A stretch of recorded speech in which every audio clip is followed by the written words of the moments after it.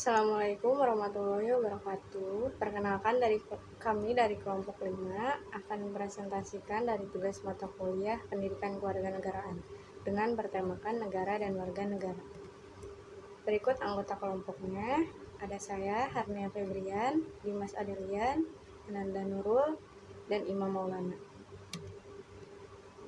Berikut ada poin-poin pembahasan. Yang pertama ada negara, warga negara, hukum negara, dan pemerintahan. Yang pertama ada materi negara. Pengertian negara menurut Profesor Miriam Budi Harjo, negara merupakan organisasi yang ada dalam suatu wilayah yang dapat memaksakan kekuasaannya yang sah terhadap semua golongan kekuasaan yang berada di dalamnya. Sedangkan menurut C.J. Rousseau, negara adalah perserikatan dari rakyat secara bersama-sama dalam melindungi dan mempertahankan hak masing-masing. Dan menurut pengertian para ahli di atas, dapat ditarik kesimpulan negara adalah suatu organisasi yang memiliki kekuasaan yang sah untuk melindungi dan mempertahankan semua golongan dalam suatu wilayah yang luas dan memiliki batas. Yang kedua ada fungsi negara. Yang pertama adalah mensejahterakan serta memakmurkan rakyat negara. Yang kedua adalah melaksanakan ketertiban untuk menciptakan suasana dan lingkungan yang kondusif dan damai. Yang ketiga ada pertahanan dan keamanan negara harus bisa memberi rasa aman serta menjaga dari segala macam gangguan dan ancaman. Dan yang keempat ada menegakkan keadilan negara, membentuk lembaga-lembaga peradilan sebagai tempat warganya meminta keadilan. Kemudian ada sifat negara. Yang pertama adalah sifat memaksa, artinya negara mempunyai kekuasaan untuk menggunakan kekerasan fisik secara legal agar tercapai ketertiban dalam masyarakat dan mencegah timbulnya anarki. Yang kedua ada sifat monopoli, artinya negara mempunyai hak kuasa tunggal dan menetapkan tujuan bersama dari masyarakat. Yang ketiga ada sifat mencakup semua, artinya semua peraturan perundangan mengenai semua orang tanpa terkecuali. Kemudian ada bentuk negara. Yang pertama ada negara kesatuan, unitarism, dan ada negara serikat, federasi. Yang pertama ada negara kesatuan unitarism, suatu negara yang merdeka dan berdaulat di mana kekuasaan untuk mengurus seluruh pemerintahan dalam negara itu ada pada pusat dan terbagi atas dua, yaitu negara kesatuan dengan sistem sentralisasi. Di dalam sistem ini segala sesuatu negara langsung diatur dan diurus pemerintah pusat. Kemudian ada negara kesatuan dan sistem desentralisasi. Di dalam negara ini daerah diberikan kewenangan untuk mengatur dan mengurus rumah tangganya sendiri. Kemudian ada negara serikat atau federasi, negara yang terjamin dari penggabungan beberapa negara yang semua berdiri sendiri sebagai negara yang merdeka, berdaulat ke dalam suatu ikatan kerjasama yang efektif untuk melaksanakan urusan secara bersama. Kemudian ada unsur-unsur negara. Unsur-unsur negaranya itu harus ada wilayah, harus ada rakyatnya, harus ada pemerintahnya, harus ada pengakuran dari negara lain, dan harus ada kedaulatan. Kemudian ada tujuan negara. Yang pertama, perluasan kekuasaan semata. Yang kedua, perluasan kekuasaan untuk mencapai tujuan lain. Yang ketiga, penyelenggaraan ketertiban umum. Dan yang keempat, penyelenggaraan kesejahteraan umum. Kemudian ada tujuan utama Indonesia dalam pembukaan Undang-Undang Dasar 1945. Yang pertama, melindungi segenap bangsa dan seluruh tumpah darah Indonesia. Yang kedua, memajukan kesejahteraan umum. Ketiga, mencerdaskan kehidupan bangsa. Dan keempat, ikut melaksanakan ketertiban dunia. Negara tidak dapat berdiri sendiri jika tidak ada pergerak, yaitu rakyat. Di antara banyaknya rakyat, terdapat beberapa orang yang memiliki peran-peran tertentu, dan peran tersebut tidak serta-merta diberikan begitu saja, namun dipilih oleh semua atau beberapa orang sesuai dengan kesepakatan bersama. Orang-orang tersebut dianggap mampu memimpin penyelenggaraan pemerintahan agar suatu negara dapat menjalankan kewajiban dan haknya dengan baik. Montesquieu membagi mereka ke dalam 3 golongan, trias politika. Yang pertama ada eksekutif, presiden dan wakil presiden sebagai pusat pemerintahan yang menjalankan peraturan-peraturan negara. Yang kedua ada legislatif, DPR, DPD, MPR yang bertugas membuat dan mengesahkan peraturan perundang-undangan negara yang digunakan sebagai pedoman penyelenggaraan negara. Dan yang terakhir ada yudikatif, KY, BPA, MA, MK, kepolisian harus dapat mengawasi pelaksanaan penyelenggaraan negara dan menegakkan hukum yang berlaku di Indonesia. Kemudian ada kewajiban dan hak negara. Yang pertama ada hak, artinya sebagai tanah air yang didiami secara turun-temurun, tanah yang telah memberi kesejahteraan air dan berbagai kebutuhan hidup manusianya, maka sudah selayaknya warga negara memberikan balasan. Balasan dapat dipersembahkan oleh warga negara, yaitu usaha membela tanah air. Negara berhak mendapat pembelaan dari warga negaranya. Negara juga berhak mendapat keharuman nama baik di kancah internasional yang diusahakan oleh warga negaranya. Kemudian ada kewajiban. Sebuah negara yang ideal adalah negara yang dapat memenuhi hak-hak negaranya. Sederhananya, tugas utama negara kita juga memenuhi hak warga negara. Tentang apakah sudah terlaksana atau belum, itu merupakan persoalan lain. Perkenalkan, nama saya Dimas Delian. Saya akan menjelaskan warga negara. Pertama, pengertian warga negara. Warga negara Indonesia menurut pasal 26 Undang-Undang Dasar 1945 adalah orang-orang bangsa Indonesia asli dan bangsa lain yang disahkan undang-undang sebagai warga negara. Bangsa Indonesia asli adalah orang pribumi atau penduduk asli Indonesia yang lahir, besar, berdomisili, berkarir di Indonesia, serta mengakui Indonesia sebagai tanah airnya. Warga negara diartikan sebagai orang-orang yang menjadi bagian dari suatu penduduk yang menjadi unsur negara. Untuk itu, setiap warga negara mempunyai persamaan hak di hadapan hukum. Semua warga negara memiliki kepastian hak, privasi, dan tanggung jawab. Warga negara merupakan terjemahan kata citizen, yang mempunyai arti warga negara, petunjuk dari sebuah kota, sesama warga negara, sesama penduduk, orang setanah air, bawahan atau kaula. Warga mengandung arti peserta, anggota atau warga dari suatu organisasi atau perkumpulan. Warga negara artinya warga atau anggota dari organisasi yang bernama negara. Warga negara Indonesia menurut pasal 4 Undang-Undang Nomor 12 Tahun 2016 tentang kewarganegaraan, yaitu setiap orang yang berdasarkan peraturan perundangan atau berdasarkan perjanjian pemerintah Republik Indonesia dengan negara lain sebelum undang-undang ini berlaku sudah menjadi warga negara Indonesia. Yang pertama, anak yang lahir dari perkawinan yang sah dari ayah dan ibu warga negara Indonesia. Kemudian anak yang lahir dari perkawinan yang sah dari ayah warga negara Indonesia dan ibu warga negara asing. Anak yang lahir dari perkawinan yang sah dari ibu warga negara Indonesia dan ayah warga negara asing. Kemudian anak yang lahir dari perkawinan yang sah dari seorang ibu warga negara Indonesia tetapi ayahnya tidak mempunyai kewarganegaraan atau hukum asal ayahnya tidak memberikan kewarganegaraan pada anak tersebut. Kemudian anak yang lahir di luar perkawinan yang sah dari ibu warga negara Indonesia dan jika ayahnya warga negara asing maka harus disertai pengakuan dari ayahnya. Kemudian anak yang lahir dari tenggang waktu 300 hari setelah ayahnya meninggal dunia dari perkawinan yang sah dan ayahnya warga negara Indonesia. Yang terakhir, anak yang lahir di wilayah Republik Indonesia yang pada waktu lahir tidak jelas status kewarganegaraan ayah ibunya. Hak dan kewajiban warga negara. Hak dan kewajiban warga negara Indonesia tercantum dalam pasal 27 sampai pasal 34 Undang-Undang Dasar 1945. Beberapa hak warga Indonesia ada antara lain sebagai berikut. Yang pertama, hak atas pekerjaan dan penghidupan yang layak. Yang kedua, hak membela negara. Yang ketiga, hak berpendapat. Yang keempat, hak kemerdekaan memeluk agama. Yang kelima, hak mendapat pengajaran. Yang keenam, hak untuk mengembangkan dan memajukan kebudayaan nasional Indonesia. Yang ketujuhnya, hak untuk mendapatkan kesejahteraan sosial. Yang kedelapan, hak mendapatkan jaminan keadilan sosial. Sedangkan kewajiban warga negara Indonesia terhadap negara Indonesia adalah pertama, kewajiban menaati hukum dan pemerintahan. Yang kedua, kewajiban membela negara. Ketiga, kewajiban dalam upaya pertahanan negara. Bela negara. Bela negara adalah tekad, sikap, dan perilaku warga negara yang dilakukan secara teratur sesuai dengan Pancasila dan Undang-Undang Dasar 1945. Setiap warga negara punya kewajiban yang sama dalam urusan bela negara. Hal ini harus dilakukan sebagai wujud cinta tanah air. Dalam praktiknya, bela negara bisa secara fisik dan non-fisik. Pembelaan negara secara fisik diantaranya dengan cara perjuangan mengangkat senjata apabila ada serangan dari negara asing terhadap kedaulatan bangsa. Sementara pembelaan negara secara non-fisik diartikan sebagai semua usaha untuk menjaga bangsa serta kedaulatan negara melalui proses peningkatan nasionalisme. Selanjutnya saya akan membahas tentang hukum negara.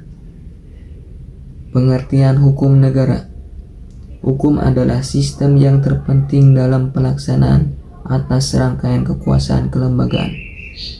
Dari bentuk penyalahgunaan kekuasaan dalam bidang politik, ekonomi, dan masyarakat dalam berbagai cara dan bertindak sebagai perantara utama dalam hubungan sosial antar masyarakat terhadap kriminalisasi dalam hukum pidana.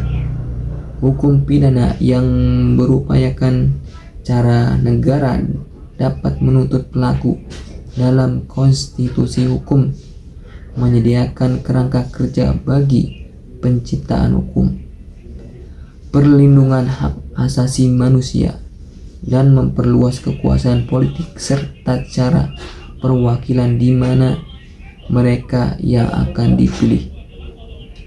Administrasi hukum digunakan untuk meninjau kembali keputusan dari pemerintah.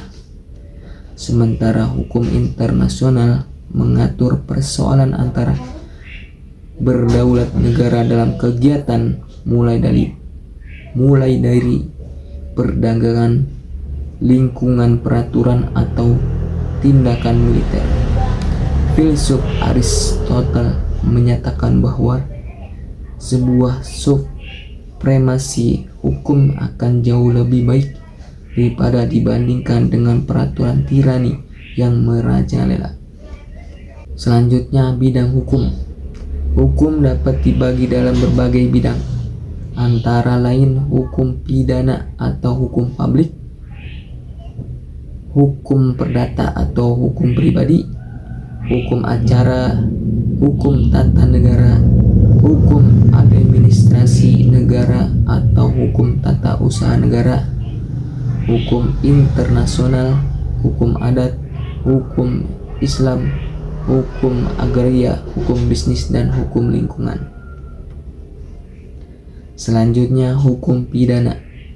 Hukum pidana atau hukum publik adalah hukum yang mengatur perbuatan-perbuatan yang dilarang oleh undang-undang dan berakibat diterapkannya hukuman berupa nestata bagi barang siapa yang melakukannya dan memenuhi unsur-unsur perbuatan yang disebutkan dalam undang-undang pidana. Dalam hukum pidana dikenal dua jenis perbuatan, yaitu kejahatan dan pelanggaran. Kejahatan ialah perbuatan yang tidak hanya bertentangan dengan undang-undang tetapi juga bertentangan dengan nilai moral, nilai agama, dan rasa keadilan masyarakat. Contohnya mencuri, membunuh, berzina, memperkosa, dan sebagainya. Sedangkan pelanggaran ialah perbuatan yang hanya dilarang oleh undang-undang, seperti tidak menggunakan helm, tidak menggunakan sabuk pengaman, dan dalam berkendaraan, dan sebagainya. Hukum perdata. Hukum perdata disebut juga hukum privat atau hukum sipil. Salah satu contoh hukum perdata di dalam masyarakat adalah jual beli rumah atau kendaraan.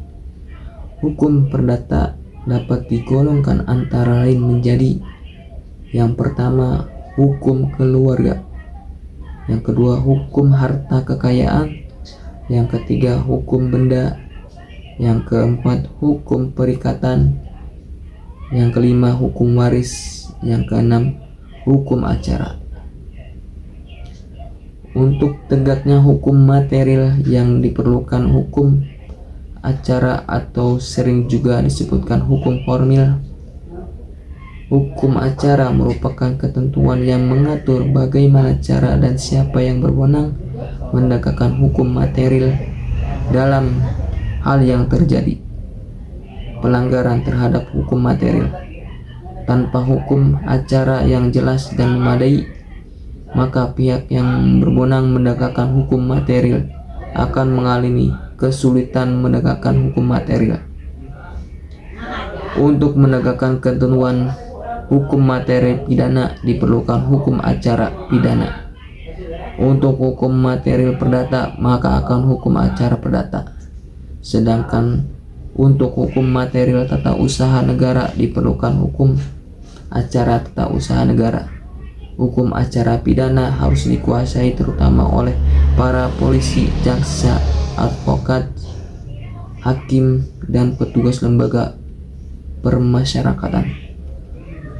Selanjutnya sistem hukum. Yang pertama, sistem hukum Eropa kontinental. Sistem hukum Eropa kontinental adalah suatu sistem hukum dengan ciri-ciri adanya berbagai ketentuan-ketentuan hukum dikodifikasi, dihimpun secara sistematis yang akan ditafsirkan lebih lanjut oleh hakim dalam penerapannya.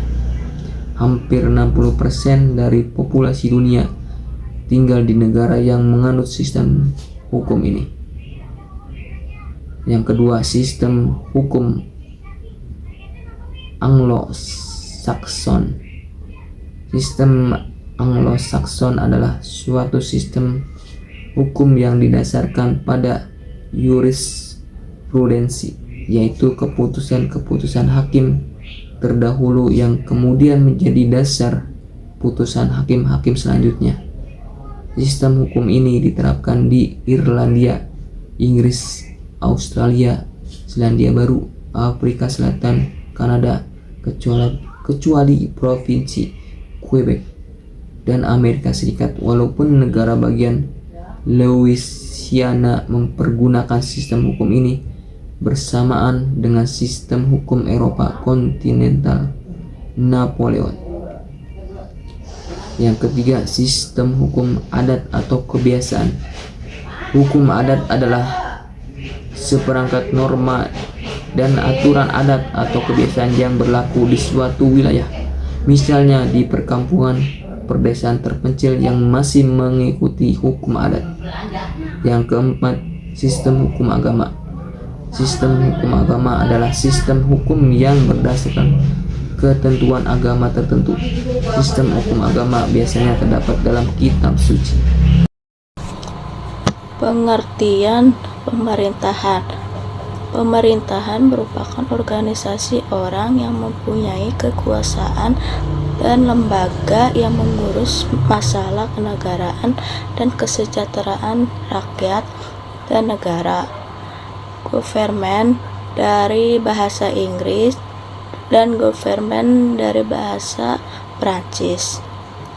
Yang keduanya berasal dari bahasa Latin, yaitu gubernaculum yang berarti kemudi, tetapi diterjemahkan ke dalam bahasa Indonesia menjadi pemerintahan atau pemerintahan, dan terkadang juga menjadi pengusaha. Sedangkan pemerintah adalah organisasi yang memiliki kekuasaan untuk membuat dan menerapkan hukum serta undang-undang di wilayah tertentu. Ada beberapa definisi mengenai sistem pemerintahan.